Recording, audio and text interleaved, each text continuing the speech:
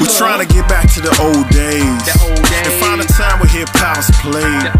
If you feeling what we feeling, put your hands in the air and win them shits back and forth like you ain't got a kid. Shout out to this dude right here. It's my son, man. 4 years old. Yo, man, we at the old days. Yep, Key of NC. My name is Rookie Shy, man. I'm from Chicago. And I'm originally from North Carolina, but I've been living in Chicago now for going on about 4 years. And we met weird way. We met at a beat battle. I met so many people there, man, but I met him and he was like one of the guys that just, he didn't win the motherfucker, but he was just so, like, his personality hit me to the point where it was just like, man, this guy is just mad humble and just happy to just be here, you know what I'm saying? And when I meet cats it's like that and they're talented, it's like I have to contact them, you know what I'm saying? So I seen them, you know, I shot the stuff and then went home and was cutting up the videos, man. I only got 2 of 4 that I wanted to really do, but you know, he got on them and I was just like, you know, that's how I got to know him, you know, I got to know him after the fact and shit, and I was just cutting it like, damn, that beat was pretty nice. You know, because I didn't vote for him there. I did not vote for him. I voted against him. Go figure, y'all. Go figure. What's crazy about that, y'all, is like, Rookie, he did 2 videos. The videos was hot. And this is how me and Rookie got to know each other. I'm like, you know, Rookie posted the first video. I'm in the first video. I'm like, cool. You know, he got the round. You know, I didn't win, so it's cool. You know, he got me in the early rounds. Rookie posted the second video. I was in the second video. I'm like, I didn't win the beat battle. How you got me in both videos? But that was mad love though, because you know I'm new to Chicago. Nobody don't know who I am, and this man put me on a video like, yo, this is Key of NC on the beat.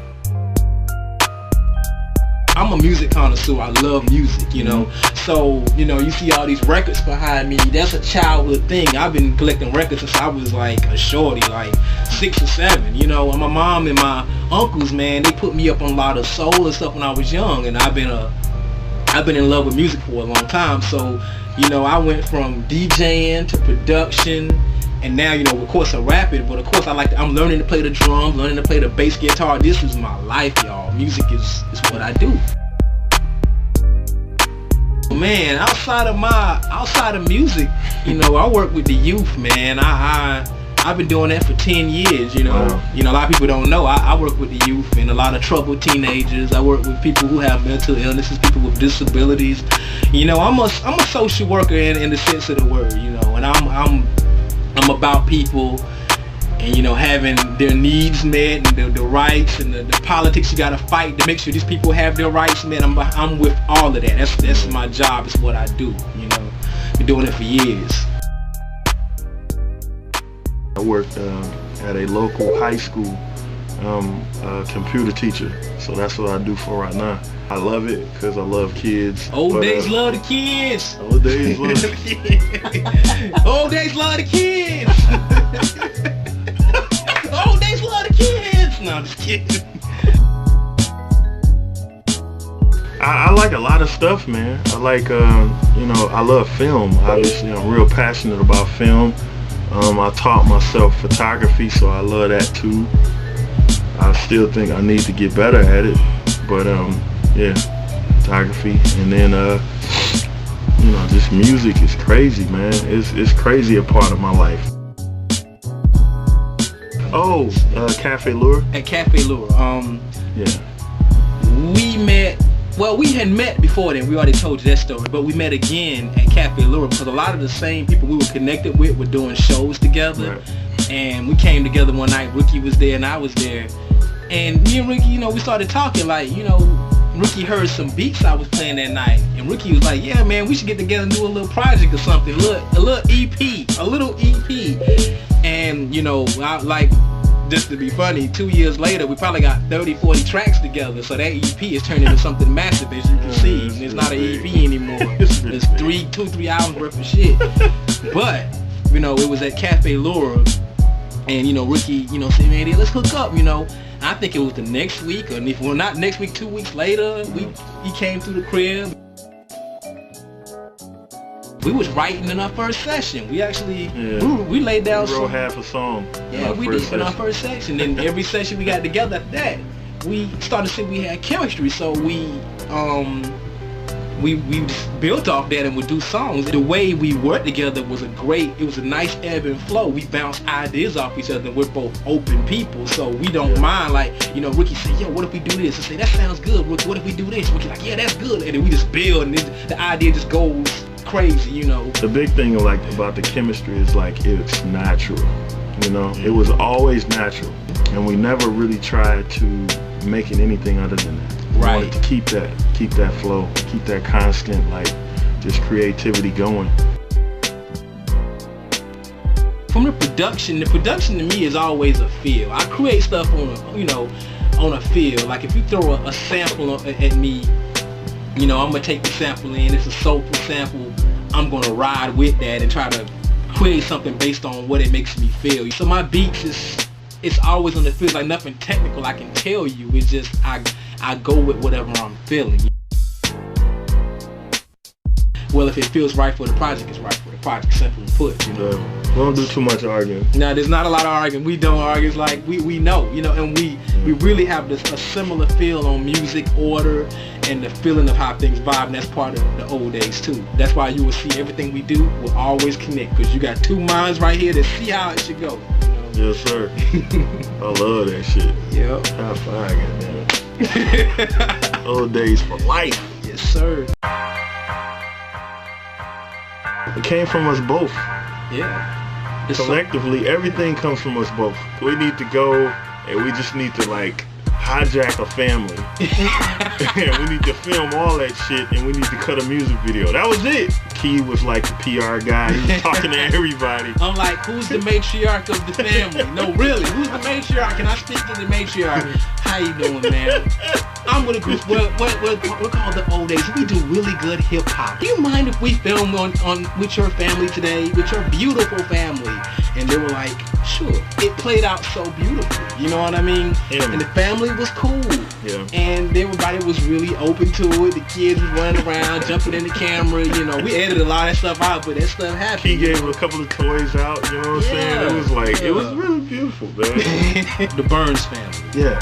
Shout out to the Burns family, man. They all had like Kelly Green shirts on. Right. You can't miss them. Yeah. Very, very charming family. When I got home and I was cutting it, I was just like, I had to hit Key, and I said, Key, we got a really great video here. Yeah. I was like, this is gonna be dope. And that's how our debut, and I think it was a great debut. I do too, man.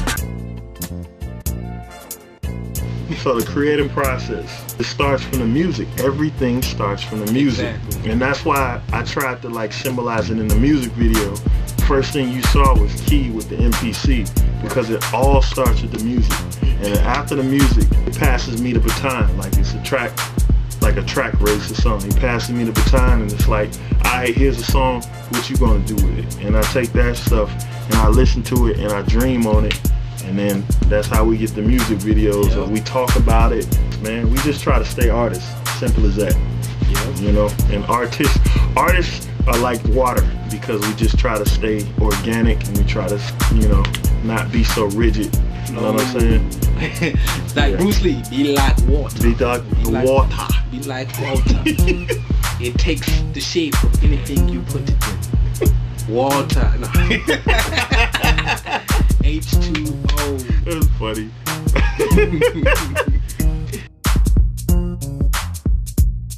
I don't think we should use that word genius so loosely, man. For real. Like, I don't see myself as a genius. I'm still learning, and you know, I've done a lot of work, but I'm still learning. With every project, I learn a lot more. Like, Key was attracted to my work from some stuff that right now I wouldn't even want to acknowledge right now. You know what I'm saying? He'd be like, man, that was dope. I'd be like, don't put that up there. But you know, as an artist, you got different phases.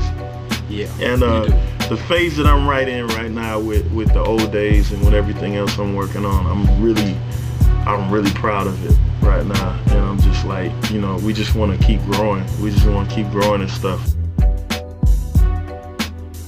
I wasn't classically trained. You know, I went to school and got a general ass communications degree. I got out and Then I couldn't get into film school. I applied to it, they wouldn't let me in. So I decided to do my own company, and that's where the music videos come from, because I was just hitting up my boys and popping them off music videos. The only experience I had in rapping was, we used to have a radio show. The radio show was called The Big House. At the end of every radio show, we would freestyle at the end. Me and Big Dave, we would just jump down and freestyle to some instrumentals until we couldn't spit no more. You always know you can't spit no more, because it's like, all right, turn the camera off. You know what I'm saying? People were like entertained by it, and then we started like doing shows live. And after we like put the album out, we started performing live, and we would implement the freestyling within the live shows. And then we did the fucking wackest mixtape ever. So that was like our first real experience with doing real rap songs with like hooks and everything. What I think we symbolize as a hip-hop group is nostalgia. We just, that nostalgia that the older heads, they want to get, but they aren't getting from listening to radio and checking out their blog sites. That stuff that they're not getting, that's what we represent. Coming up with our name was easy. Coming up with the title of the project wasn't so easy. So we went back and forth on this a lot of times. I sent Ricky like 30 emails like, hey, we should call it this. Ricky like, I ain't feeling it. I wanted to call the project Nostalgia. Ricky was like, no. Yeah. No, it still sucks. Nostalgia still sucks. But that all is cool because, it was one of like a simple answer to a question. Like, what year were you guys born? 1979. Wait a minute. Let's call the album 1979.